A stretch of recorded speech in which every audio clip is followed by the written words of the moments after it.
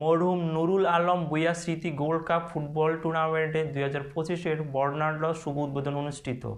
চাঁদপুর থেকে কামরুল ইসলামের পাঠানো ভিডিওচিত্রে দেখুন বিস্তারিত। গত শুক্রবার মরহুম নুরুল আলম মনা ভূঁইয়া স্মৃতি গোল্ড কাপ ফুটবল টুর্নামেন্টের শুভ উদ্বোধন করা হয়েছে। এই অনুষ্ঠানে প্রধান অতিথি হিসেবে উপস্থিত ছিলেন চাঁদপুর জেলা বিএনপি যুগ্ম সাধারণ সম্পাদক এবং হাইমচর উপজেলা বিএনপি সাধারণ সম্পাদক মোহাম্মদ মাজারুল ইসলাম শফিক পাটোয়ারি।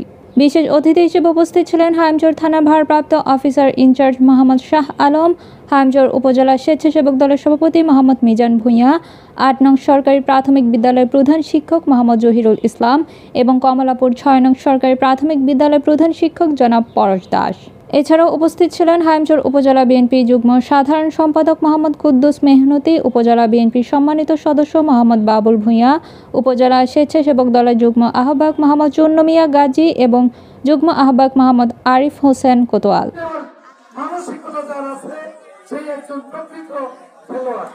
আমাদের দেশে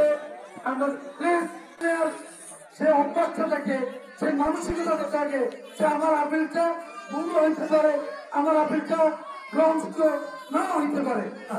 আপনারা যদি দেখেন এই খেলা আজকে এই মাঠে প্রায় সহস্রাধিক দর্শক আছে। আপনাদের খেলা দেখার জন্য আপনার খেলাটা নষ্ট বিভিন্ন রকম অপরাধের তার জন্য মহান আল্লাহ তাআলার ফল আপনাদের মাধ্যমে এই সমাজটাতে চাই। আপনাদেরকে আপনাদের এই মিনি ফুটবল টুর্নামেন্ট খেলার আয়োজন থেকে আসলে অনেকে আবেদন যে মানুষ স্বতঃস্ফূর্তভাবে সবাই এসেছে। আসলে আমাদের দুর্ভাগ্য যে আমরা জনসাধারণ থেকে অনেক অনেক ধন্যবাদ জানাচ্ছি।